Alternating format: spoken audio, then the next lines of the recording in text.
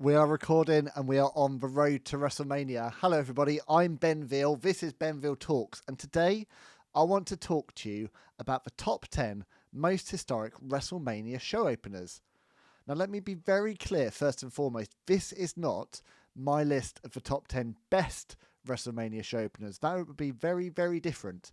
This is the most historic show openers for different reasons that I'll come to as we work through this list. Now, I will say up front, I've got no flashy graphics to bring this to life. This is just me talking to you. I hope you can bear with me. I hope you can listen to my dulcet tones, and I hope that this countdown brings back some memories for you. So without further ado, number 10 on my list of the top 10 most historic WrestleMania show openers is Shawn Michaels defeating El Matador Tito Santana in 1992 at WrestleMania 8. Now, this stands out to me for a couple of reasons. The first of which is that I have such a love affair for WrestleMania 8. I adore that show and everything about it. It crystallises for me everything that was wonderful about the WWF in the early 90s. The reason this match is significant is because while Shawn Michaels had appeared on several WrestleManias already as one half of the Rockers alongside Marty Jannetty, this was the first time that Mr. WrestleMania really began. The first time that we got the Heartbreak Kid, Shawn Michaels, in solo action. The first time we heard the "Oh, Shawn" from Sensational Sherry. And the first time that we got the whole presentation of the man who would go on to define WrestleMania. What's also interesting and historic about this match is the man who is booked to put over Shawn Michaels in this opening match is El Matador Tito Santana. And Tito Santana was one half of the very first WrestleMania match back in 1985 when he went one-on-one with the Executioner. So number 10, Shawn Michaels versus El Matador, leading me nicely on to number 9, which was from WrestleMania 22. Now, this was historic because this is the first time that the Tag Team Championships had been defended in the opener of WrestleMania. The Tag Team titles have always had a really, really weird relationship with WrestleMania. Sometimes they play a really central role, most notably when we saw them actually headlining WrestleMania Night 1, when the Usos and Kevin Owens and Sami Zayn went head-to-head for them. Many years, the tag team titles have been completely overlooked and not booked on the show, as is the case going into WrestleMania 42. But going back 20 years to 2006, we had four men who don't exactly scream tag team wrestling. We have The Big Show and Kane as champions, defending against Chris Masters and Carlito. Let me say that again. The Big Show and Kane versus Carlito and Chris Masters. Now, the two big men retain and keep the gold. It's not exactly a five-star classic. It's not a match that we're going to go back and revisit fondly time and time again. But it is historic because it is the first time that the tag team titles open a show at WrestleMania 22. Now, leading me on to WrestleMania 30. WrestleMania 30, 2014. That is my number 8 pick for historic show opener at WrestleMania. And this match really is a classic. Daniel Bryan one-on-one with Triple H. A match that could have easily, at any other time with any other story, could have been the main event of the show. This match is important for so many reasons. This is really the crowning moment for Daniel Bryan because getting the win over Triple H and beating the Authority takes him to that historic triple threat match later in the night with Randy Orton and Batista, where finally we get that incredible moment of Daniel Bryan lifting up both championships as a sea of yes, yes, yes chants goes off around him. Such an important match, beautifully told story. Triple H does the job perfectly here. Daniel Bryan looks like an underdog, but also looks like a star, and comes out of this match even bigger than when he went in. That's number 8. Number 7 on this list is a bittersweet one. WrestleMania 27 in 2001 would end up being Edge's last match for 9 years. For the longest time, it looked like this was the last ever match that Edge would have as an in-ring competitor. I still find it truly remarkable that Adam Copeland is still wrestling and still wrestling to a high standard in 2026. But in 2011, Edge beat Alberto Del Rio to retain the world title in the opener of WrestleMania 27. Now, us fans on the night had no idea what we were witnessing, but in the course of that match, Edge incurred such a serious neck injury that the very next night on Raw, he shockingly had to retire. It's still to this day a retirement that I can't get my head around. I remember at a time, this guy who was in the prime of his career, the prime of his life, suddenly announcing he had to step away from wrestling. It was absolutely heartbreaking. This program with Alberto Del Rio would go on to create a great opportunity for Christian. Christian would end up becoming the world champion very soon thereafter in a program with Alberto Del Rio. But this night, WrestleMania 27, looked to be for the longest time like it was the end of the WWE career for Edge. And that's why it deserves its place in this list of top 10 most historic WrestleMania show openers. Number 6 has to be one of the shortest matches in WrestleMania history. WrestleMania 28, 18 seconds was all it took for Sheamus to defeat Daniel Bryan for the World Heavyweight Championship.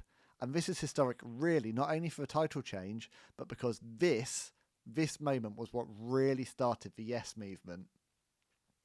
I remember so vividly watching this match with friends, and I remember I was barely even paying attention. We were just getting the snacks out, just getting the beers out. I turned around, and suddenly he was pinned.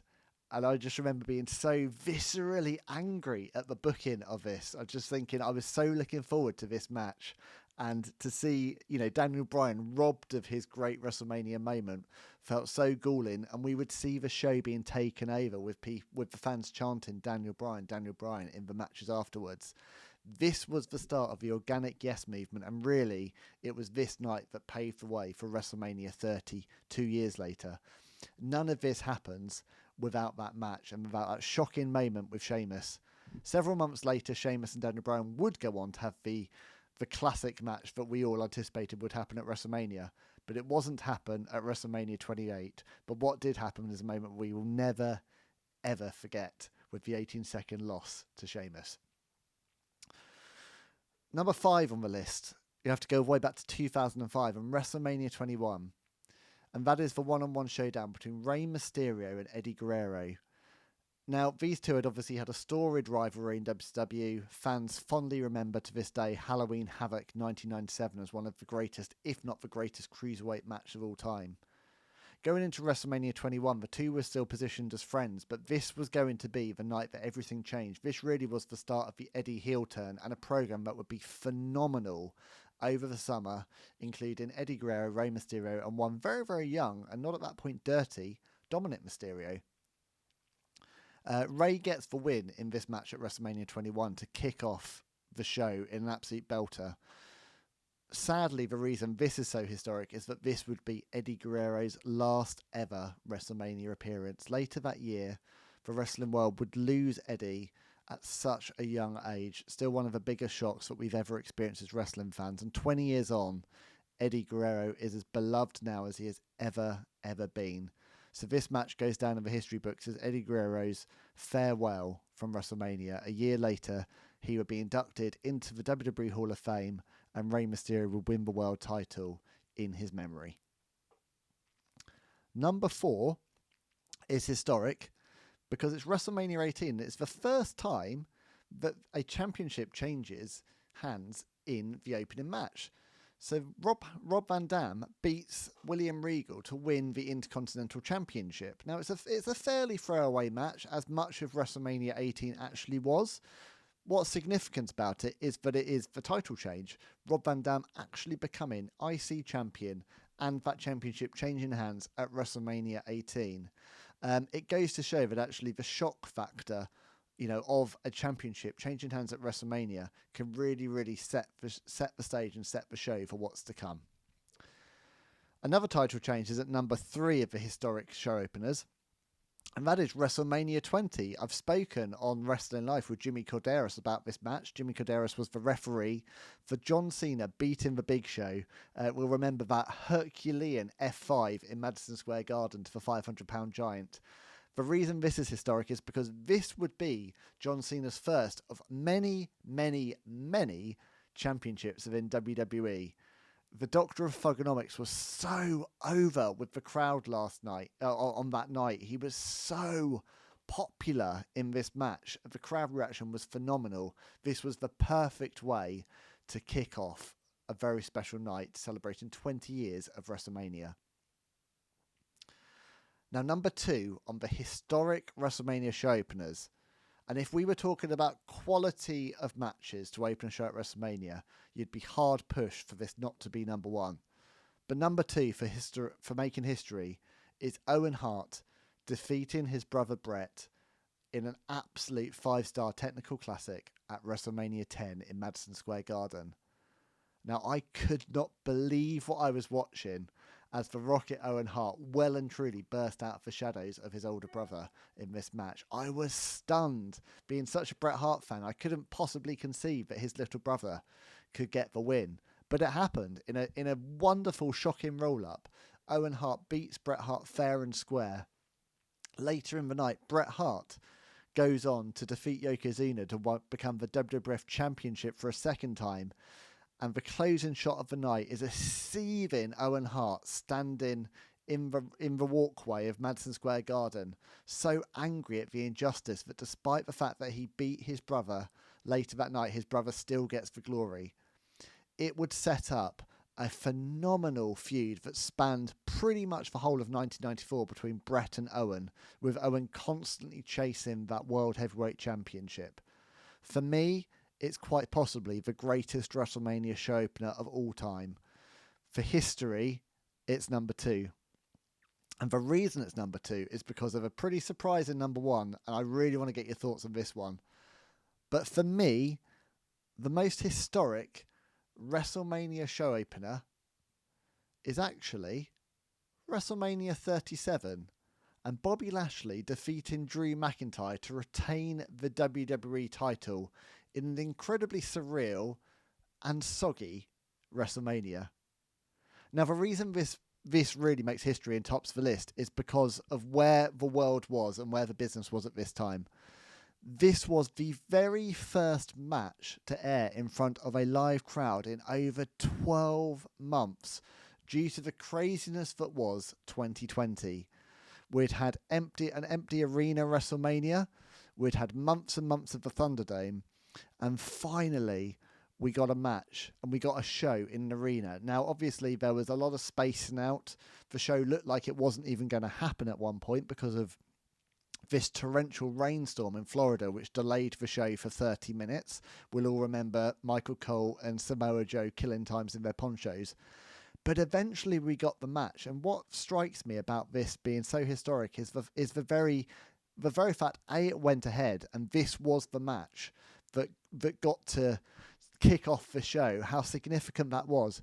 But also the booking of it is absolutely fascinating, because you would have assumed that Drew McIntyre would have won this match. Everyone would have bet their houses on a feel-good first match in a stadium to kick off the comeback of WWE after a year away from the crowd. Drew McIntyre had been the man who had carried that company through show after show after show of empty arenas.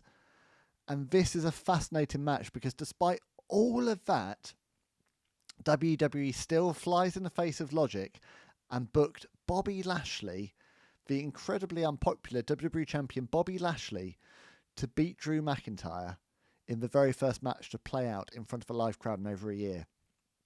And when you look back on that with the benefit of hindsight, it boggles the mind on so many levels.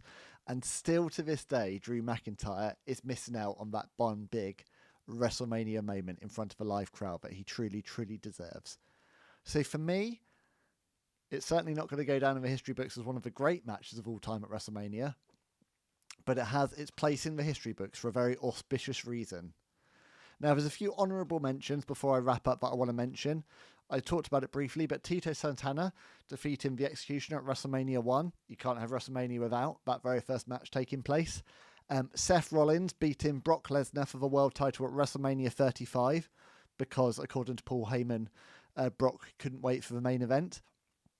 And WrestleMania 9, the first time that the Intercontinental title is ever defended in the opening match, and sets a precedent for the opener stealing the show as Shawn Michaels faces Tatanka and they go to a count-out victory, but undoubtedly have the match of the night. So those are my picks for the top 10 historic WrestleMania show openers. Please, please, please let me know what you think. I'd love to have your comments below. What do you think is the most important opening match of WrestleMania? And coming ahead to WrestleMania 42, are we going to see these show openers making this a future list of great iconic matches? I've been Ben Veal. I'm the host of Wrestling Life. You can find over 100 Wrestling Life interviews over at the Wrestling Life online YouTube channel. This is my new channel at Ben Veal Talks. Please like, please comment, please subscribe if you can, and be good to each other. And I will see you all for another one very, very soon on this road to WrestleMania.